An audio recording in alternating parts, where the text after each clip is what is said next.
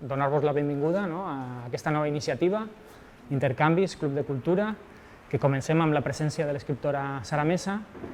I abans de res, donar les gràcies a l'Institut Valencià de Cultura per promoure precisament aquest cicle i a la persona d'Alfonso Ribes per confiar en mi, per a dur-la a terme. I no res, la benvinguda i anem a continuar. La intenció una mica, la dinàmica, és mantindre una conversa amb Sara i farem en l'última part un torn de micro obert, que qualsevol, si té ganes de participar i vol preguntar alguna cosa, alguna qüestió, està més que convidat. ¿D'acord? Agradecerte tu presencia, Sara. Y sí que me gustaría empezar, para ir un poco como desgranando poquito a poquito la forma en la que tú entiendes no solo la literatura, sino la escritura, porque yo creo que tú prefieres hablar más de escritura que no de literatura. Entonces, recuerdo en uno de los relatos de Mala Letra, que es un libro que a mí particularmente me encantó, que dices, un fragmento, leo, dice: todo era, todo es, sin embargo, demasiado frágil en la vida. Entonces hablas como de pequeñas revelaciones, epifanías, de palabras que se desdoblan y hablas sobre todo también de algo que se quiebra. Y entonces yo creo que en tu literatura, en tu obra, muchas de tus historias se basan precisamente en esa quiebra, ¿no? Y me gustaría, para empezar un poco, que ahondáramos precisamente en esa quiebra. ¿Qué supone para ti o qué revela? Bueno, buenas tardes y gracias por la invitación a abrir este ciclo que pinta tan bien. Gracias, Eric, por acompañarme aquí también y no tantas gracias por la pregunta que me acabas de hacer, que es muy difícil, es una pregunta muy interesante, pero así como para empezar una intervención es muy complicada. Creo que entiendo lo que tú dices. Voy a dar por sentada la idea de que hay aquí personas que no han leído nada sobre que yo haya escrito, ¿no? Y contextualizaría un poco diciendo que, bueno, yo he escrito varias novelas, libros de cuentos, me manejo normalmente en el género breve, quiero decir, mis novelas no son novelas muy largas y me interesa mucho la concisión en el lenguaje, ¿no? Para mí, el ser conciso tiene supone el reto de seleccionar muy firmemente qué es lo que uno deja en el texto y qué es lo que excluye en el texto. Lo que se excluye también está, de otro modo, que es hacia lo que apunta, lo que está, es decir, en un juego entre lo que se dice y lo que no se dice. Yo creo que esto puede tener cierta relación con lo que tú me acabas de preguntar respecto a la quiebra, ¿no? Porque esa manera de narrar, esa manera de exponer mediante el lenguaje verbal una historia, parte de la quiebra de la narrativa lineal, digamos, ¿no? en la que todo se explica y un hecho sucede claramente a consecuencia de otro, ¿no? Y hay una causa y una consecuencia y se van encadenando los hechos. Yo muchas veces quito algunos de estos elementos, ¿no? y quizá ahí se forma una especie de hueco en el texto donde entiendo que los lectores pueden caerse, pero no lo digo en el mal sentido, lo digo en el buen sentido, pueden caerse y ahí se generan una serie de efectos, ¿no? Es muy abstracto lo que estoy hablando y no me está gustando demasiado ser tan abstracta, ¿no? Hay otra cosa que has dicho en tu intervención que me parece más fácil de hablar de ella, que es la diferencia que yo hago entre literatura y escritura. Porque literatura, yo no sé definir lo que es literatura. Hay textos literarios o llamados literatura que a mí no me interesan o que no me conmueven, a pesar de que, bueno, de que hay un trabajo detrás importante del lenguaje. Y hay otros, por ejemplo, no sé, la expresión cotidiana de la gente, que me parece que tiene un gran valor artístico, ¿no? Entonces, y además va cambiando con el tiempo también qué se considera literatura o no, qué suscribe el canon, qué es literario y qué no. Y me parece una palabra muy grande, es como decir, me gusta la literatura o no, a mí me gustan los libros. Y yo no hago literatura, yo lo que hago es escribir. La escritura es algo que todo el mundo tiene al alcance de la mano, nunca mejor dicho. No se necesita más que coger un bolígrafo y un papel y escribir. Y si eso trasciende o no, si se hace literatura con eso o no, creo que no es tan relevante como el hecho de que exista en los seres humanos esa posibilidad de dejar nuestro rastro a través del lenguaje. Bueno, ante todo, disculparme porque he entrado demasiado Sí, quizá ha a trapo, saco. sin hacer una breve introducción. Sara Mesa pues, ha escrito novelas como 4x4, Cicatriz, Cara de pan o Un amor, que es la última, que bueno, mucha crítica especializada ha considerado como el mejor libro en español del pasado 2020. Con Cicatriz también tuvo muy buenas críticas y de alguna manera pues, bueno, todo esto te ha llegado a posicionar ya como una de las autoras, yo diría, referentes dentro del panorama de las letras en español. No hablo solo en España, sino en español. Y fruto, yo creo, es también esa versatilidad que tienes a la hora de escribir y también esa atmósfera, que es algo que antes también te había hecho referencia esta tarde, la atmósfera que describes en tus historias, que es una atmósfera un poco como, no digo asfixiante, pero sí que te mantiene en tensión, y hay algún crítico también que ha considerado que hay como una especie de turbiedad moral, ¿no? También dices tú que no buscas que tus historias el lector saque una idea clara o conocimientos, pero sí que vas dejando pequeños rastros para que sea el lector el que luego tenga ese juicio moral de alguna manera, ¿no? Entonces, ¿qué hay de todo esto en tu literatura, bueno, en tu escritura?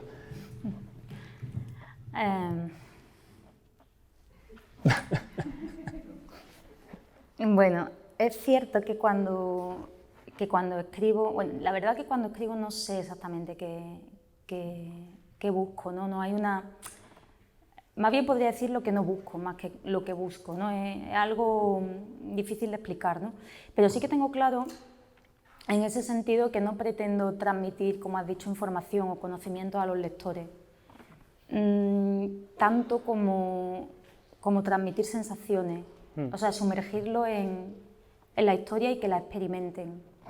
Una escritora norteamericana que a mí me gusta mucho, que es Flannery O'Connor,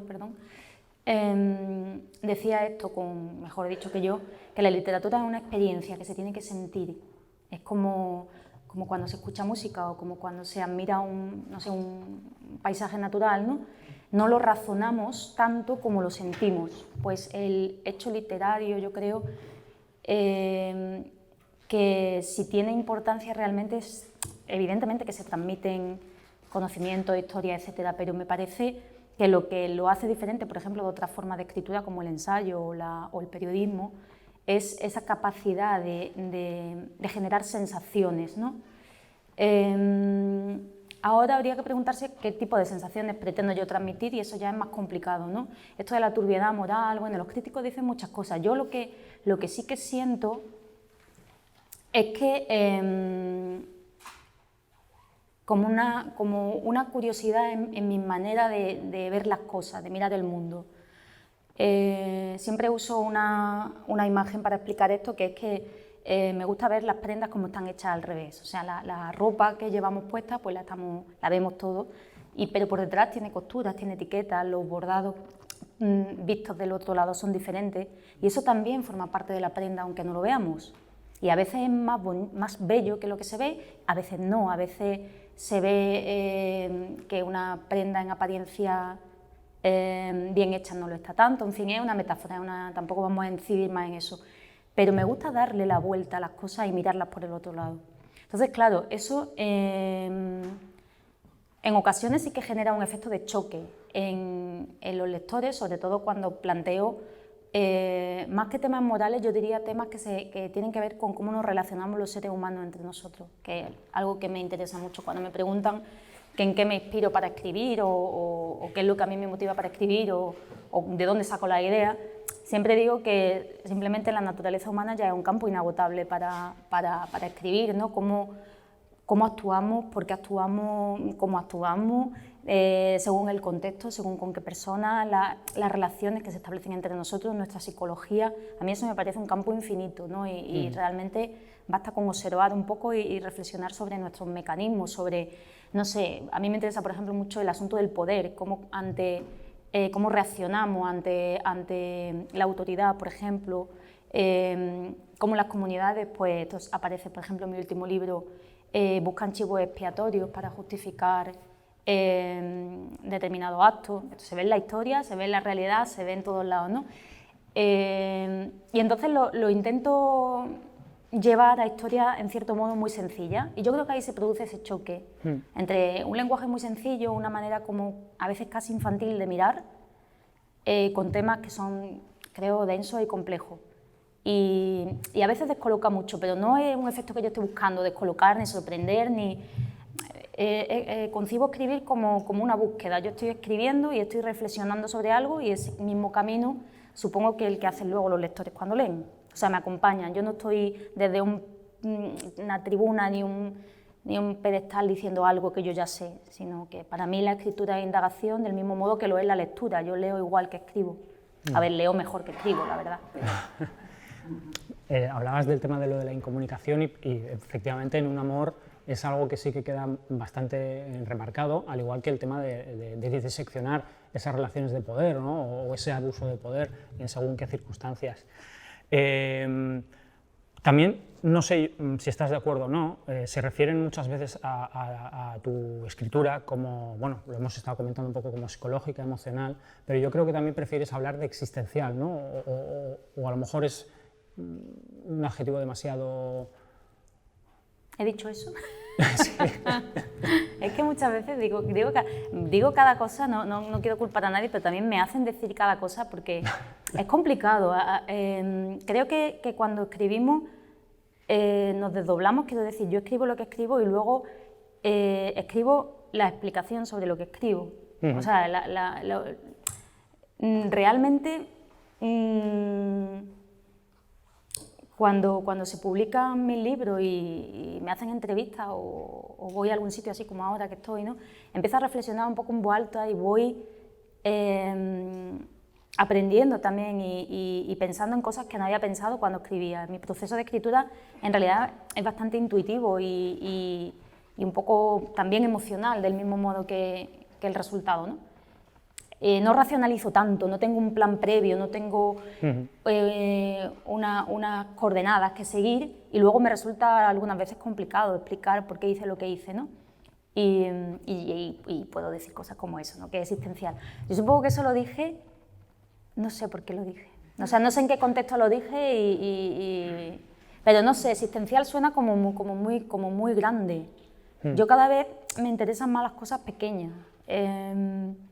Por ejemplo, esta cita que has sacado de un cuento de Mala Letra, ¿no? De las pequeñas epifanías, cómo de pronto, ¿qué digo? Podría escribir perfectamente una historia en la que un personaje se da cuenta de que otro le decepciona, pero por una cosa muy pequeña, como por ejemplo, no sé, que al levantarse le tire el abrigo a otra persona que esté sentada, se dé cuenta y no lo recoja. Ese pequeño gesto demuestra cierta ruindad en el personaje que lo hace, acompañado de otro elemento de la narración, y hace que se revele importante en la historia. Esa mirada hacia lo pequeño, hacia los detalles, cada vez me interesa más, ¿no? Y por eso existencial quizás ahora de pronto, a que lo habré dicho en otro momento, pero ahora de pronto me parece un adjetivo demasiado grande.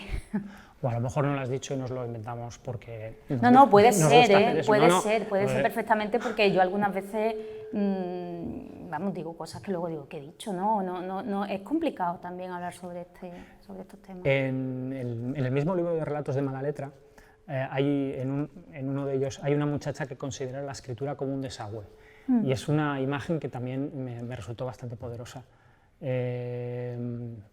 Porque, bueno, un desagüe en el sentido de verterlo todo lo que tiene y dejarlo ir, o un desagüe como conducto hacia algo más. Sí que, no sé si me podrías explicar un poquito esa imagen, ¿no? Bueno, yo te puedo explicar lo que ella dice en cuanto personaje mío, pero no es lo que yo pienso.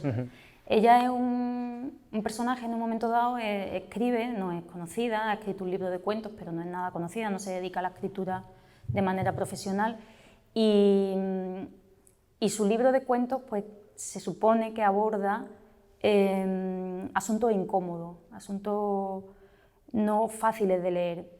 Y entonces un compañero de trabajo que ha leído el libro y nunca habían hablado de este tema, ni de la escritura de ella ni nada, en un momento dado le reprocha que por qué habla de estos temas, ¿no? que si lo que está buscando es incomodar a los lectores, causarles sensaciones desagradables, quedar por encima.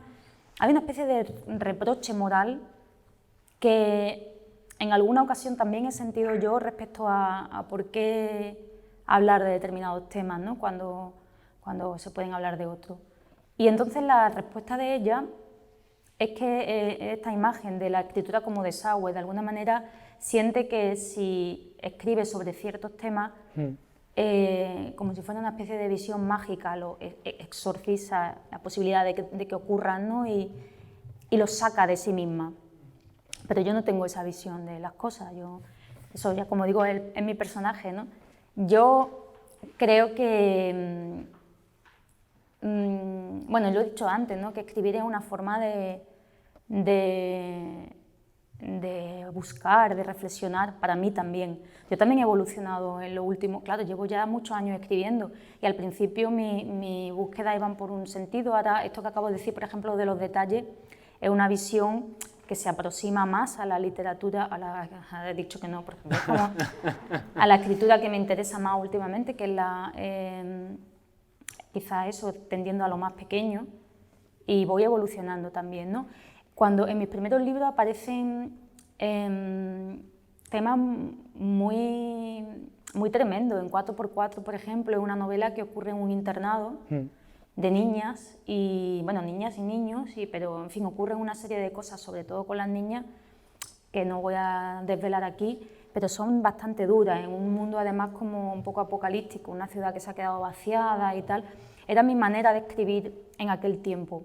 Ahora me gusta más ubicar la historia en escenarios más realistas, quizá más cercanos, más reconocibles para los lectores, y a lo mejor no son tan tremendistas, pero también son igualmente turbadoras según se escriban, ¿no? Se puede contar una historia, por ejemplo, se me ocurre, de dos amigas que se conocen, dos niñas que se conocen desde el colegio y son amigas y siguen con el tiempo y viéndose, y una por lo que sea le va bien en la vida y destaca y empieza a tener reconocimiento público en lo que sea, y la otra no, y empieza a generarse en ella una serie de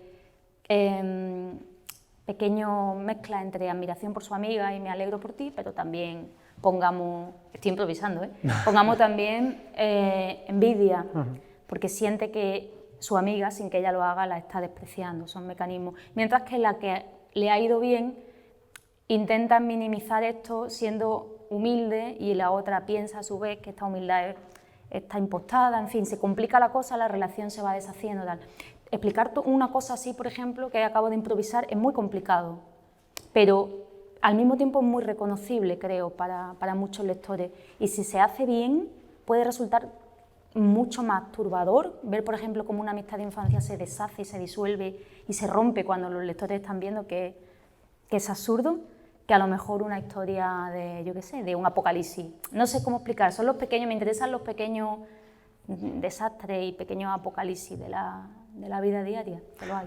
Hombre, yo creo que en Cara de Pan y en Un amor, eso está, claro, precisamente. Eso sí. Eso está. Sí, sí, porque Cara de Pan, por ejemplo, y Un amor también, son historias en las que sobrevuela todo el tiempo una sensación de que podría pasar algo, es la sensación de amenaza, o como cuando parece que va a haber tormenta y finalmente no estalla y ya está. Y esa sensación ya de por sí bastante inquietante y bastante...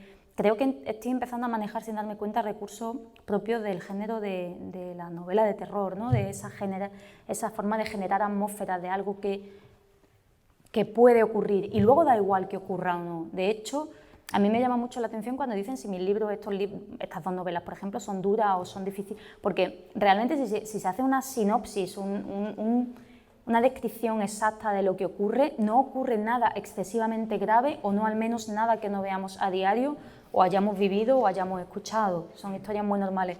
Creo que el efecto se genera por esa manera de contarla y de eso, como he dicho antes, darle la vuelta a la prenda y detallar cómo está hecho por detrás, en la costura, etc. Sí, claro. Toda esa urdimbre, ¿no? Esos pequeños engranajes que aunque has dicho que eres muy intuitiva, pero no sé si hay cierto tipo de recursos de los que te puedes servir para crear precisamente estas atmósferas, ¿no? O esta tensión que mantiene al lector constante durante la lectura A ver, cuando digo que soy intuitiva no significa que me ponga a escribir y salga solo. No está claro. Quiero decir, lo que no funciona yo es... hay otros muchos escritores que sí, que cada escritor es un mundo realmente y mientras al final el resultado sea bueno, da igual, no lo digo, quiero decir que si yo no lo hago no se puede hacer o sea malo y tal, ¿no? Pero este tipo de escritores que tienen todo muy planificado desde el primer momento, incluso hay gente que sabe qué va a haber en cada capítulo, como quien hace un guión cinematográfico y luego lo desarrolla, ¿no? Y cuántas páginas va a tener y qué personaje hay. Yo no funciono así, porque de hecho si yo hiciera eso yo creo que me aburriría escribiendo, porque ya lo sé todo, no voy a descubrir nada por el camino. Yo tengo lo que se llama una idea fuerza, ¿no? Y entonces voy manejándome con eso. Y lo que sí que eso va tirando de otra cosa, y eso sí es lo que yo le llamo la intuición. De pronto, evidentemente, aparecen cosas que luego no funcionan y tengo que quitar pero generar esa sensación esa tensión, por así decirlo, yo creo que lo da sobre todo el trabajo posterior de concisión, que es de lo que empecé hablando hoy, ¿no? Del quitar. A veces casi todos mis libros tuvieron versiones primeras que eran más largas y cuesta mucho trabajo sacrificar páginas que vistas en sí mismas están bien escritas, ¿no? No es que estén mal, no las quitas porque al quitarlas le das fuerza a lo que deja. Y eso sí que es labor más bien ahí sí que en esto como en casi todo hay una mezcla de eso, de intuición y de oficio, ¿no? de práctica ya. En Cicatriz, ¿no? También para mí resulta muy importante en el libro las cursivas que aparecen, que son como pequeñas reflexiones, acotaciones, no sé, no sabría definirlo exactamente, pero me resulta muy interesante. Y en una de ellas dices, cualquiera que piense con cierta profundidad está expuesto a desazonarse. Entonces, ¿tú dirías que pensar nos hace más libres, pero al mismo tiempo nos hace más insatisfechos? Supongo que sí. Las cursivas en Cicatriz, si no recuerdo mal, eran los fragmentos de las cartas de los personajes, ¿no? Cicatriz es una historia en la que, bueno, es una novela epistolar realmente, ubicada, o sea, contemporánea, pero estos personajes se escriben por correo electrónico, no tiene nada que ver con las redes sociales ni nada, y de hecho utilizan los correos electrónicos, sobre todo él, como un cauce para escribir cartas a la vieja usanza, porque es un tipo muy peculiar y en algunas cosas es muy clásico, ¿no? Y creo recordar que esta es una reflexión suya de él, con la que yo estoy, creo que bastante de acuerdo, ¿no? Pensar, este es el viejo dilema, ¿no? ¿Es mejor no saber y ser feliz o saber y desazonarse, ¿no? Yo creo que siempre es mejor saber, porque si sabes tienes más opciones, ¿no? Creo.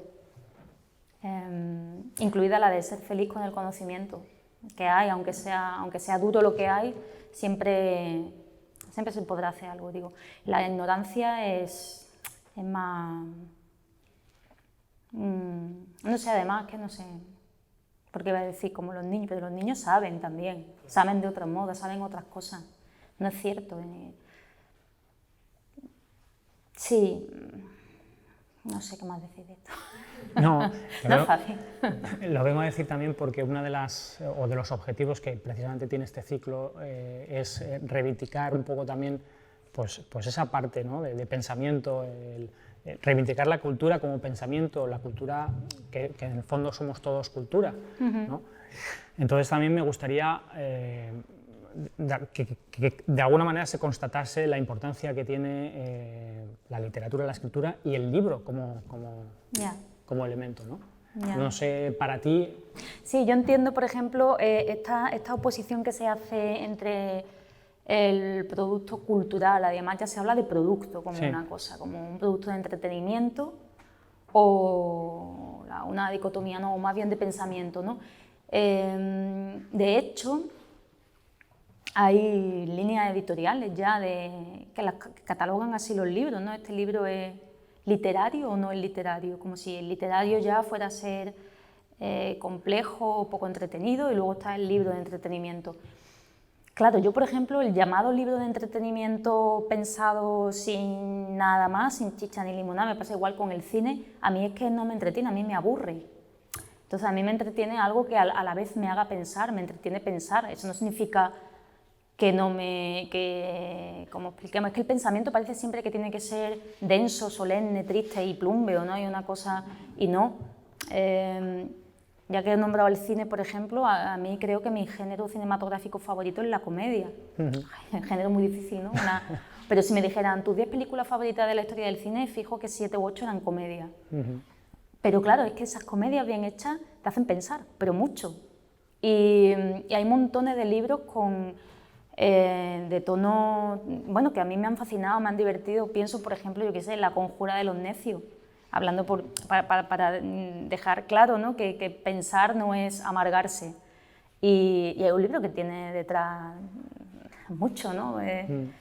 Y de hecho, el abordaje de temas muy complejos desde el entretenimiento, como por ejemplo ocurre también en la novela de Vonnegut, la de Matadero 5, que habla de la guerra, ¿no?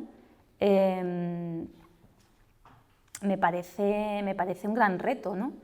Entonces, yo creo que la idea es que se combinen las dos cosas, entretenimiento, porque te saca de tu cotidianeidad. Creo que lo que nos pueden dar, si hablamos por ejemplo de libros, lo que nos pueden dar los libros es sacarnos de nuestra vida diaria, cotidiana, sea la que sea que tenemos cada uno de nosotros, pues nos levantamos, vamos al trabajo, o nos quedamos en casa haciendo tal cosa, o no sé, cada uno lo que hace, tiene su horario, llega al mediodía, come, cena, te acuestas. Esa es nuestra vida, es la que tenemos, es la que... los libros te amplían todo eso, ¿no? Y eso es entretenimiento, porque te saca de tu rutina y al mismo tiempo es conocimiento, es pensamiento. Y bueno, y de todas las lecturas que has ido haciendo durante todos estos años, antes lo estábamos comentando también, que tienes como una serie de autores que confiesas que lo leerás todo, absolutamente todo. Entonces sí que me gustaría ahondar un poquito precisamente en esas figuras para conocer un poco Sara Mesa qué lee, de qué se nutre literariamente o a nivel escritural. Ya, lo que pasa es que yo creo que lo que más me gusta de verdad, o sea, lo que más me gusta muchísimo más que escribir es leer, desde luego, y leo mucho. Pero voy cambiando, o sea, hay un montón de cosas que no he leído, yo sigo descubriendo. Y de pronto hay escritores que se me hacen fundamentales y no los conocía, ¿no? Por ejemplo, me pasó hace poco con la Argentina, no sé si la habéis leído, una escritora argentina que murió hace poco que se llama Ebeu Hart. Sí. Vale, pues llegó un libro de casualidad, me fascinó y ya me lo leí todo, porque soy un poco eso, ansiosa, ¿no? Una bulímica de la lectura, como me dé por alguien me lo leo todo, ¿no? Y de pronto digo, bueno, Ebeu Hart está como si la llevara en la sangre, y es mentira, porque la he leído hace un año. No puede ser, ¿no? No puedo decir que es una autora mía de referencia. Entonces, cuando me preguntan por esos autores de referencia, no quiero... Es que claro, vamos cambiando, tenemos nuestra... Yo me formé con un canon básicamente masculino, como era propio entonces más, ¿no? Y vamos, no me parece que fuera un mal canon. He leído... A mí me preguntaban por mis autores de referencia al principio y además yo nunca... O sea, hay autores que son ineludiblemente grandes, todo el mundo los nombra, pero son inagotables, como Kafka, o como, sobre todo Kafka, ¿no? Pero Faulkner también, y Bernhard, y yo los leía y leía y leía, ¿no? Ahora en los últimos tiempos también leo a muchas mujeres que no conocíamos tanto antes, Y no por una cuestión ideológica, sino por una pura cuestión de placer y de, como he dicho antes, entretenimiento y conocimiento, y un montón de autoras que se me han hecho de pronto imprescindibles, como esta Eve Uhart o Alice Munro, o por hablar de españoles Marta Sanz, ¿no? Que, no sé, los voy a leer todo lo que saquen, ¿no? Y yo qué sé, son todos como, es complicado decir. Además son escritores muy diferentes. ¿De qué se nutre un escritor? Se nutre de todo. Porque estos escritores que acabo de nombrar y escritoras son muy diferentes entre sí y son muy diferentes también o sea, yo soy muy diferente, escribo, ya quisiera yo de hecho, pero no, pero quiero decir, es como, creo que era Mario Lebrero, un escritor que también me gusta mucho, uruguayo, que decía que él sentía que ante esa pregunta siempre se quedaba un poco en blanco, ¿no? Porque era como si le preguntaran... o sea, como si tuvieras que decir de cómo hace un escritor la digestión a través de lo que come. Tú comes, es un poco asquerosa la imagen, ahora que lo pienso, ¿no? Pero comes y luego todo eso se mezcla de tal manera que es dificilísimo, ¿no? Decir de dónde viene una cosa, es una digestión. Y algunas veces una digestión lenta e inconsciente. La pregunta también iba un poco porque sé que entre esas autoras, por ejemplo, está Lydia Davis, que antes lo comentábamos, sí. por ejemplo, y yo, por ejemplo, sí, salvando las distancias, pero sí que encuentro ciertas similitudes entre tu escritura con la de Lydia Davis, precisamente por esa concesión del lenguaje, porque te narra la cotidianidad de una manera en la que te saca a relucir cosas o le da la importancia a cosas que no sabíamos que realmente nos importaban. Y eso creo que en muchas de tus obras también está. Hombre, pues me parece un elogio porque Lydia Davis es una escritora que admiro mucho. Yo creo que el gran mérito de ella es conseguir que lo cotidiano parezca extraño. Es como si mirara las cosas de un modo, las cuenta de una manera que parecen irreales, ¿no? Como si describiera el mundo, con esto que se ha hecho algunas veces, que llegara un extraterrestre y explicara cómo somos los seres humanos por nuestra manera de actuar y tal, pero con un lenguaje ajeno suena raro las cosas que hacemos a diario, ¿no? Algo así hace ella y me parece súper interesante, la verdad, pero no sé si me parezco o no. Es que algo así haces tú también. Pues qué bien. Algo así haces tú también. Otro apartado que, bueno, a mí, por ejemplo, en esta última novela concretamente, en Un amor, que sacas a relucir, es también, volviendo un poquito también al principio de la conversación, de todos esos prejuicios morales que es el propio lector el que al final saca a colación. Son, tú directamente, digamos que no te pringas las manos, por decirlo de un modo muy... pero sí que dejas sobre el papel, ya digo, ciertos matices que hacen que nos hagamos muchísimas preguntas, por ejemplo, como en El odio al extranjero, porque Nat, que es la protagonista, va a un pueblo y se siente desubicada por completo. Entonces, esa incomodidad, ¿no?, de relacionarse que pone sobre el papel, me gustaría un poquito abordar todas esas pequeñas, bueno, no sé cómo decirlo, matices que hacen precisamente sacar a relucir esos prejuicios morales que en la novela yo creo que están, ¿no? Sí. Que es un poco a raíz de la sociedad también de hoy, de rechazo. Bueno, de hoy y de siempre, ¿no? Creo que, como ya he dicho, que me interesa la naturaleza humana, la psicología humana, es uno de los temas que más me inquieta, el tema de los prejuicios, ¿no? Porque prejuicios tenemos todos, yo también. Y cuando descubro en mí pensamientos que realmente noto que no son libres, que lo he tenido conducido por algo previo, por algo ajeno, por algo aprendido, si soy capaz de detectarlos, me gusta parar un poco y pensar, ¿no? ¿De dónde viene ese pensamiento que he tenido, ¿no? Entonces, lo que hago cuando escribo es eso, más ni menos, ¿no? Por ejemplo, en Un amor no quiero reventar la novela porque además las cosas van ocurriendo en su momento, ¿no? Pero hay un determinado momento en que se produce una situación extraña, una propuesta extraña, ¿no?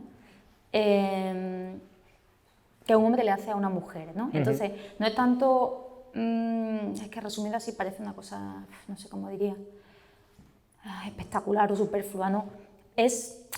Yo lo que pretendo, en cierto modo, es situar a los lectores en el lugar, en esa escena, en ese dilema moral. ¿Qué harían? ¿Qué harían? No quiero juzgar al personaje, pero que el personaje, los personajes están rodeados de sus circunstancias, vienen de determinados sitios y le han pasado determinadas cosas y van con su mochila de experiencia a cuestas, ¿no? Y de pronto, ante determinada situación, ¿cómo harían? ¿No? ¿Y por qué se ha llegado a eso? Y eso algunas veces, hacerse esas preguntas puede ser incómodo. En Cicatriz, por ejemplo, la novela empieza, para no hacerme mucho choque, la novela empieza con una escena en la cual un chico, bueno, es un hombre joven y una mujer joven, se meten en un edificio abandonado, suben las escaleras y donde no los ve nadie, en la planta de arriba, él le da a ella una camiseta de una bolsa, una camiseta nueva, y le pide que se la cambie por la que lleva puesta. Y ella se quita la camiseta que lleva puesta, con lo cual se queda en ropa interior. Él no la toca, la mira solamente, se cambia la camiseta que le acaba de dar y luego vuelve a ponerse la suya. Se niega a quedarse con la de él y se pone la suya. Bueno, es una escena que no tiene mucho sentido así contada, ¿no? y menos si... Pero luego hay un flashback. El siguiente capítulo se llama, si no recuerdo mal, 7 años antes, y explica por qué se llega a esa situación y por qué esa chica hace eso. Y ya vamos a entender si lo está haciendo libremente o no, cuál es la intención, por qué él hace eso, todo eso, ¿no? A mí me gusta situar en algún momento determinado, en este caso al principio, en un amor ocurre más adelante, no siempre tiene que ver con hombres y mujeres, no, han sido 2 ejemplos que han salido así, ¿no? Pero en el que se plantea una situación extraña a la que se ha llegado por algo. Y en esa situación, ¿qué se hace y por qué? Y ya no sé qué más decir. Bueno, y también, por ejemplo, otro punto, tanto en Cicatriz como en Cara de Pan, Un amor, es la complejidad de las relaciones personales, bueno, de la relación con el otro, ¿no? De alguna manera. En Cara de Pan, además, es que es la relación de una niña con un señor mayor, ¿no? Que todavía acrecenta un poco más ese estado como de desasosiego por parte del lector, ¿no? Que lo ve como casi un tema no tabú, pero peligroso, ¿no? Sí, sí. Pero fíjate que en Cara de Pan, por ejemplo, no fue mi intención primera hacer eso. Yo quería contar la historia de una niña y de un hombre mayor de 50 y muchos años. Ella lo llama viejo porque, claro, desde la perspectiva de una niña él es un viejo. La relación que se establece entre ellos, pero incidiendo un poco en quiénes son ellos. Ella es una niña que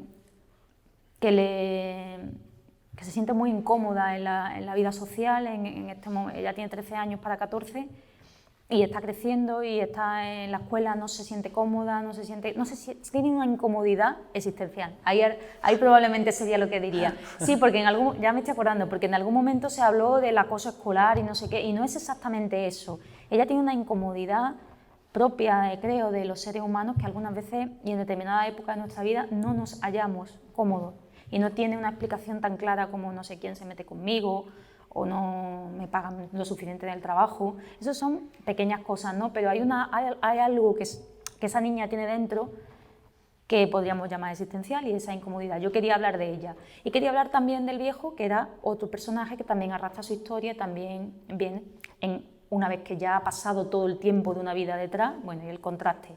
Y cuando escribiendo el libro, alguien me preguntó alguna vez, ¿de qué estás escribiendo? Y le dije, pues la historia de una amistad, una relación entre una niña y un viejo, y un señor mayor.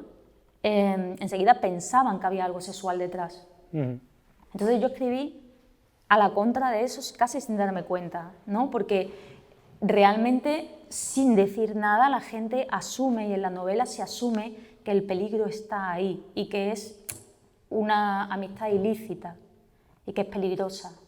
Y bueno, habría que leer el libro para ver si eso realmente al final tiene peso o no en la historia, ¿no? Pero digo que vino después.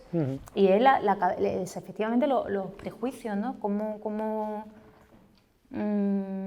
Hay muchas cosas que tenemos delante de las narices y no somos capaces de ver, y hay otras cosas que no están y las estamos viendo porque nos dijeron que era así. Y, por ejemplo, ¿y cómo poder, desde la escritura en este caso, ¿no? luchar a lo mejor es demasiado fuerte el verbo, pero combatir esos prejuicios, ¿no? a través de la escritura? Bueno, al menos pensar sobre ello, porque ya digo que prejuicios tenemos todos y yo digo que yo también, pero además que es imposible no tener prejuicios. Hombre, prejuicios malignos deberíamos quitárnoslos todos, pero prejuiciamos constantemente porque no tenemos toda la información y nos vamos manejándonos con los juicios que nos podemos hacer con la información que contamos, que muchas veces es limitada, ¿no? Pero tenemos que ser conscientes de ese mecanismo mental nuestro para saber corregirlo, para saber revisar nuestras opiniones cuando veamos que no son acertadas, ¿no? Y no seguir pensando porque sí, porque lo dice todo el mundo, porque creo que lo importante es tomar conciencia de ese mecanismo, igual que, por ejemplo, cuando el otro tema que me interesa mucho, el de la obediencia, ¿no? Entiendo que para que una sociedad funcione, alguien tiene que mandar y alguien tiene que obedecer. O sea, no soy una anarquista, pero tenemos que ser conscientes de a quién obedecemos y por qué obedecemos y cuál es el mecanismo que nos lleva a obedecer ciegamente para no hacerlo si en algún momento es abusivo, ¿no? O sea, creo que la importancia no es tanto luchar contra eso como ser consciente de eso. Bueno, y otro dato que me interesa mucho, con toda persona que lleva un proceso creativo, en este caso la escritura, y en tu caso en concreto es cómo convives una vez ya ha salido el libro. Es imposible desentenderse, me imagino, de todas las historias y todos los personajes. Entonces, ¿cómo convives con todo ello? ¿Cómo, en tu mente, cómo vas rescatando o no esos personajes, esas historias? ¿Cómo es tu día a día? Una vez que el libro se publica, sí. A ver, ¿qué pasa una cosa? Una vez que el libro se publica, normalmente ya hace bastante que lo acabé, porque el proceso de edición es un poquito más lento, ¿no? Y entonces, una vez que entrego el libro a la editorial, yo normalmente ya estoy pensando en otra cosa y el libro cuando sale pues ha podido pasar perfectamente y desde que empecé a escribirlo más, ¿no? Entonces llega un momento en que mi sensación es de fin, de aquí se acaba todo. Yo lo que quiero es meterme debajo de la cama y que no se me vea, porque el momento de publicar su libro me da bastante pánico, porque lo va a leer la gente y ya no se puede cambiar nada. Y aunque haya publicado ya bastantes libros, esa sensación no me la quita nadie nunca, ¿no?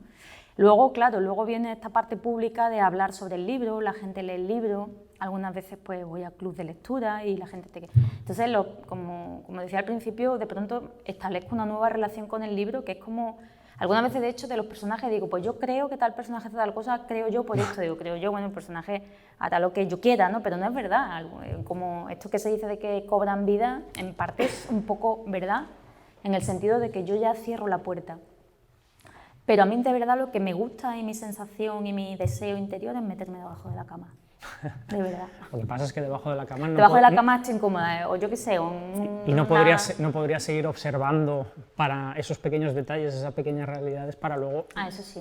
relatar. Bueno, debajo de la cama se encuentran cosas interesantes. Bueno, alguna pelusilla, quizá, ¿no? Hay cosas. Bueno, no sé si alguien del público, llegado a este momento, quisiera hacer alguna pregunta, que aproveche. ¿Sí? Nada, simplemente preguntarte si tienes alguna rutina de trabajo, si te dejas llevar por los momentos así más idóneos, si escribes aunque no te apetezca. Bueno, eso, ¿cuál sería tu rutina? Y un poco relacionada con la pregunta, otra pregunta, que es ¿qué haces cuando te bloqueas? Cuando no sabes, no sé si te ha pasado alguna vez. Pues eso. Pues, a ver, yo durante mucho tiempo compatibilizaba la escritura con otro trabajo y eso es muy, la verdad que no es lo ideal, porque creo que es bueno escribir a diario.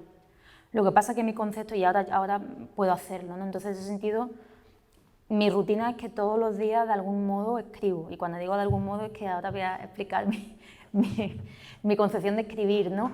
No siempre estoy en el momento adecuado o me siento con la suficiente claridad de mente como para avanzar en lo que escribo. O sea, yo no le tengo, por ejemplo, miedo al folio en blanco en absoluto, tengo muchas ideas y escribo sin problema, pero luego todo eso hay que trabajarlo y corregirlo, y a veces, por ejemplo, soy capaz de ver que un texto no funciona, pero no soy capaz de ver en qué está fallando.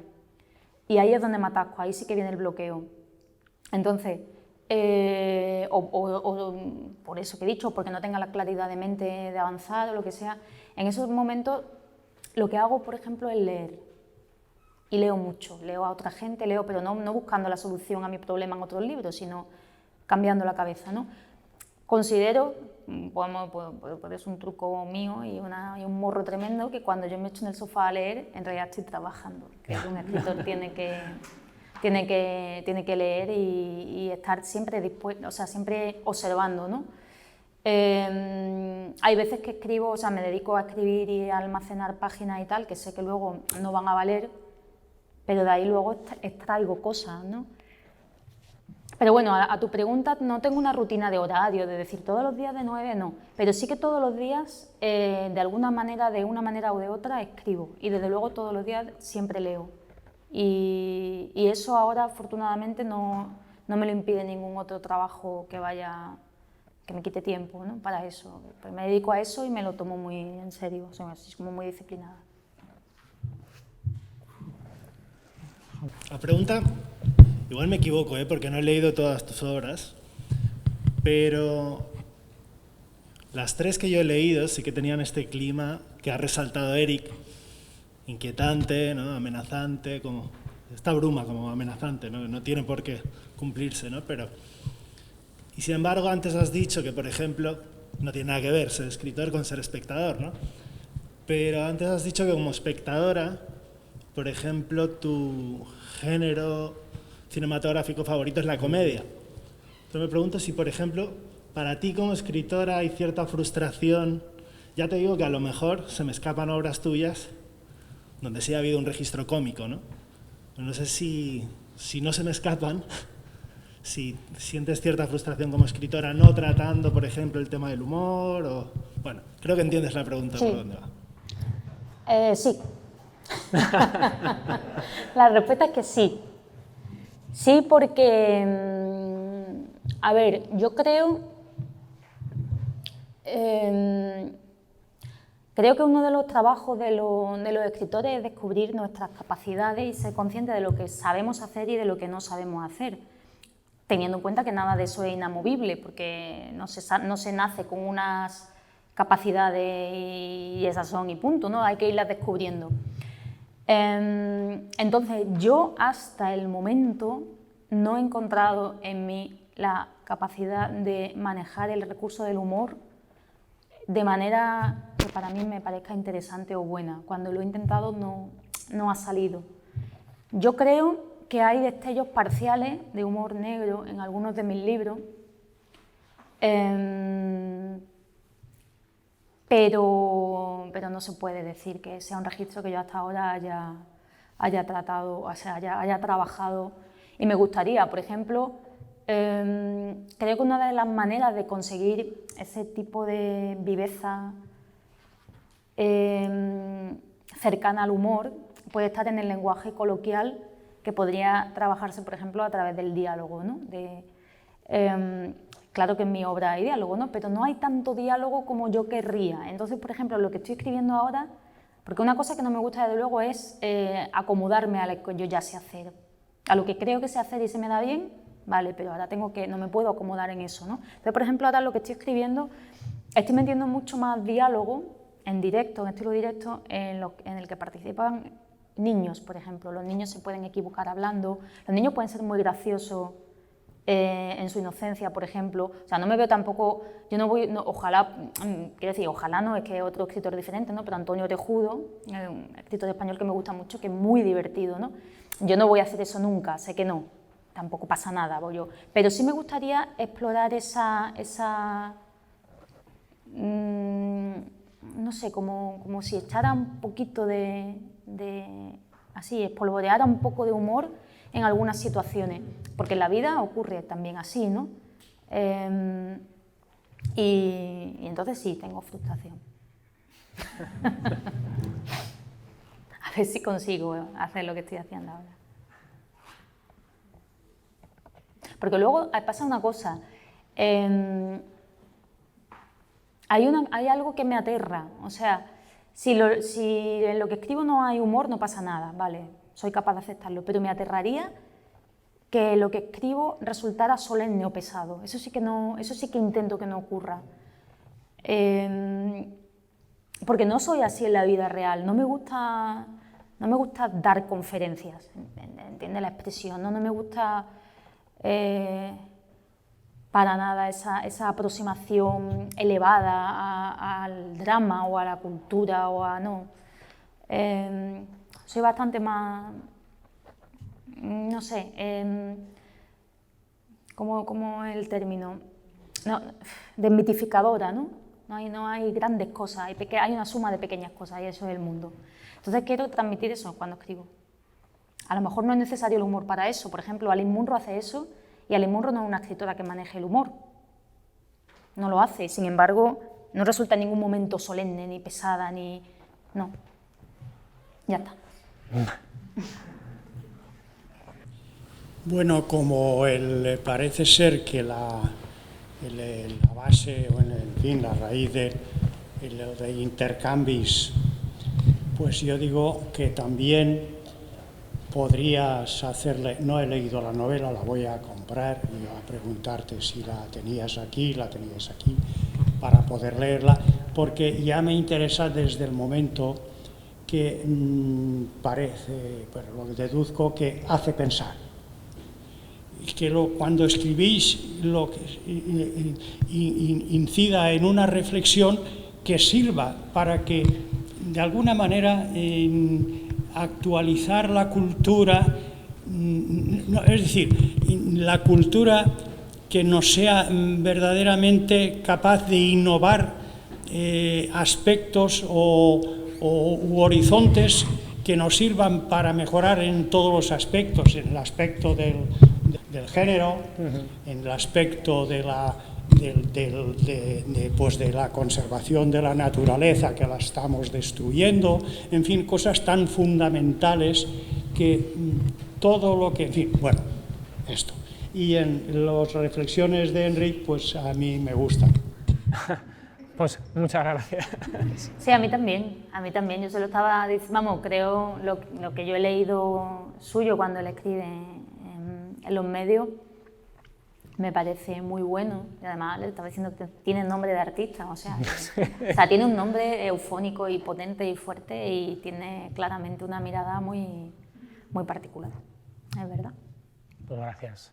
Y bueno, y sí, respondiendo un poco a esa cuestión, yo sí que pienso que desde cierta reflexión, ¿no? O al menos siempre ha sido la pretensión que yo he tenido en esas pequeñas opiniones, ¿no? Que es formularme preguntas pues, para entender el mundo y para entenderme yo en ese mundo, ¿no?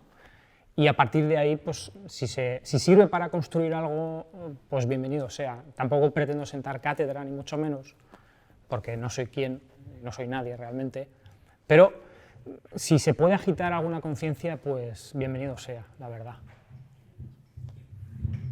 Sobre todo porque, tal como dices aquí, el interés de intercambios, porque para aprender es importante reconocer la ignorancia y actualmente parece que se incide en la ignorancia y se promueve la ignorancia.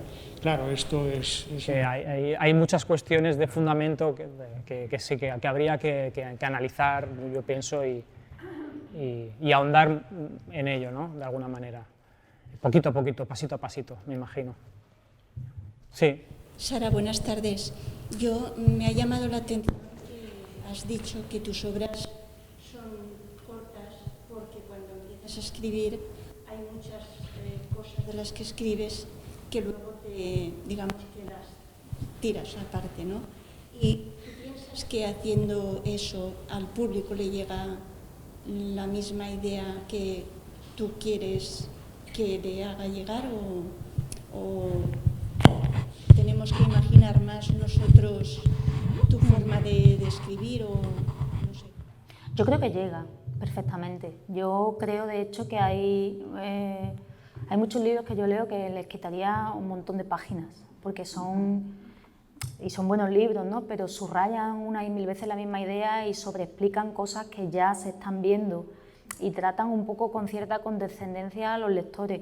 Yo algunas veces he tenido dudas sobre si se entendería o no bien cierta parte de la historia si no las decía explícitamente, si solamente las sugería y quitaba, ¿no? Demasiado. Pero en todos los casos siempre me he dado cuenta de que los lectores son mucho más listos en muchos casos que yo y ven incluso más cosas y no hay que tener ese miedo.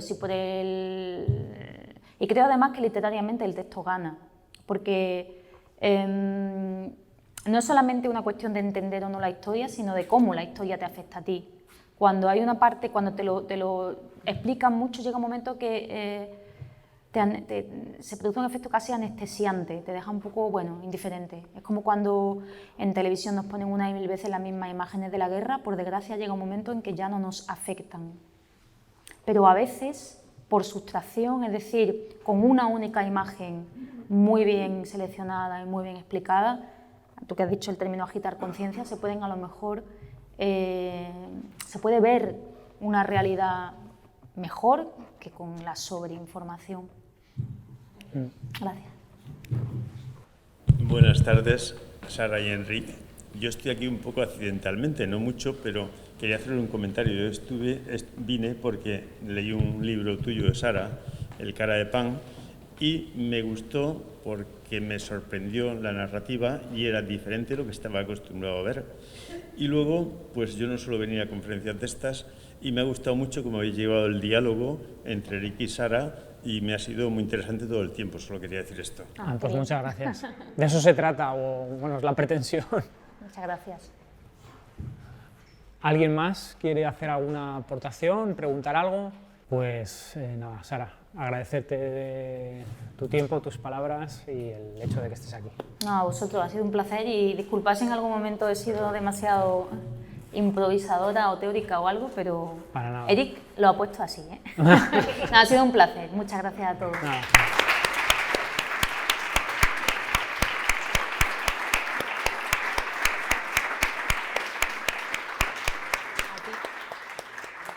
A ti.